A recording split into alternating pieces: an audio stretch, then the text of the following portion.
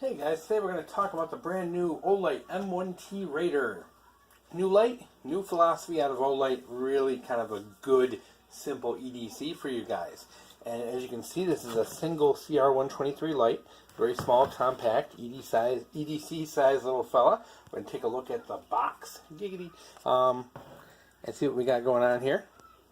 So you can see this is a 2-mode flashlight, which is, actually, we'll go over here, that way we can put a little video on the side and you guys can see what's going on here.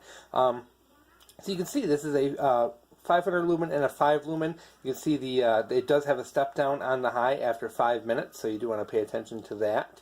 Your typical stuff, IPX8 waterproof and all that jazz, very typical of what you expect from an Olight. And please do not mind the background noise. The kids are not going to leave me alone today. Yeah, a kitty, where? Alright, so let's get this thing in focus. Focus.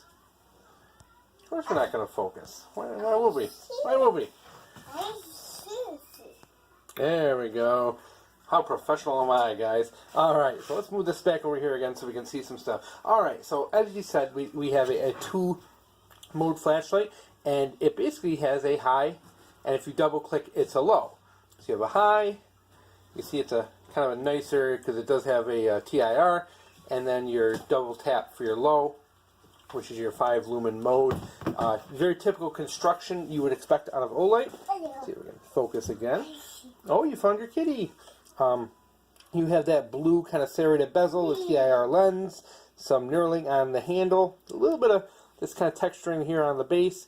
You have that proud tail clicky. Olight kind of decided to go away with the electronic side switch for this particular model, which is kind of cool.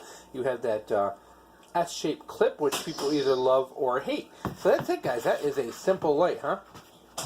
Not a ton to it. Everything you expect out of an Olight. It works really well. It's easy. My only major complaints are the mode operation. Now, if you remember the i3T, which is the one they just released a little while ago, which is the AAA version of this kind of same light.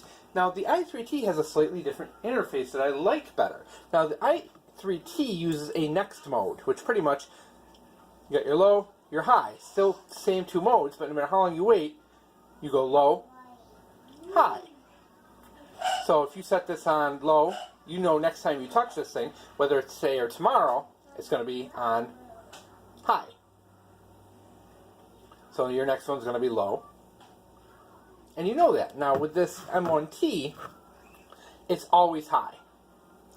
So if you wait, high, high, high. As you can see, we're in Willie Nelson territory here, guys. The only way to get to low is to do a double tap, which I kind of don't like because, you know, if I want to be able to set this, you know, and that's one of the big things is I want to be able to go and say, okay, I know what the next mode is going to be because I left it on high. I know it's going to turn on low. That's not the case with this. You always have to go through high.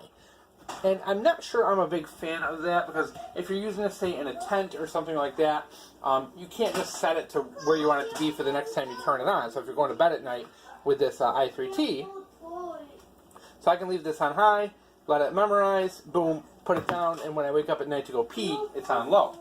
So that is a thing, whereas this, I have to double tap and give yourself that bright flash of light. So I'm not the biggest fan of that overall, but as you can see though, I mean, this thing is a very small, very pocketable flashlight.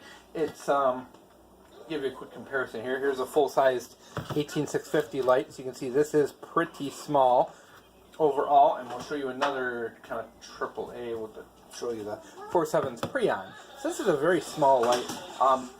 Price-wise, it's pretty affordable. I think they're going to stick around the $30, $40 price range for this guy. So it definitely is something that everybody can afford.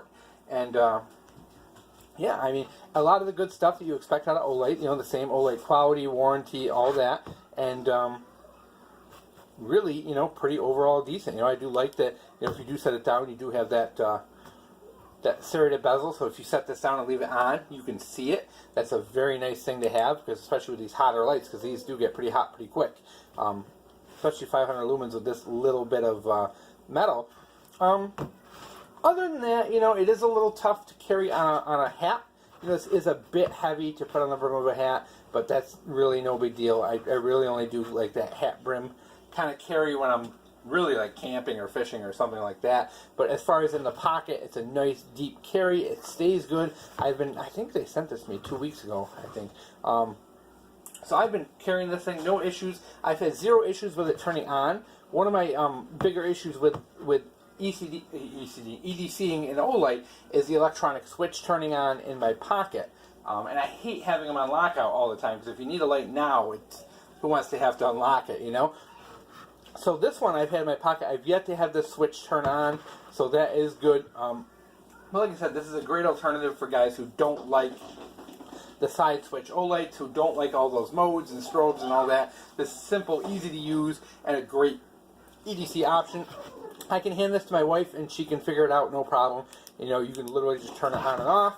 And, you know, if I tell her double tap, she at least is able to figure that out. So, pretty cool. And it is a very capable little light. 500 lumens is more than enough for EDC.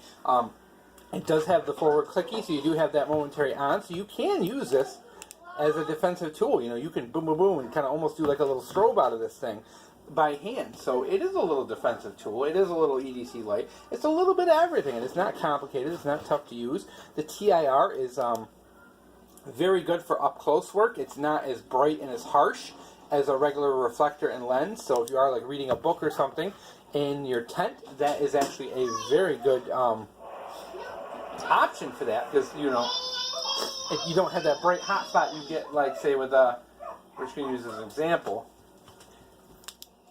You can see with this how that hot spot is. Oop. You know, kind of a, yeah. So, a little bit different in the hot spot, and these kids are being real loud and noisy, so we're going to cut this video off, guys. But yeah, very nice new light from Olight, and very happy with it, and it would definitely be a part of the EDC rotation.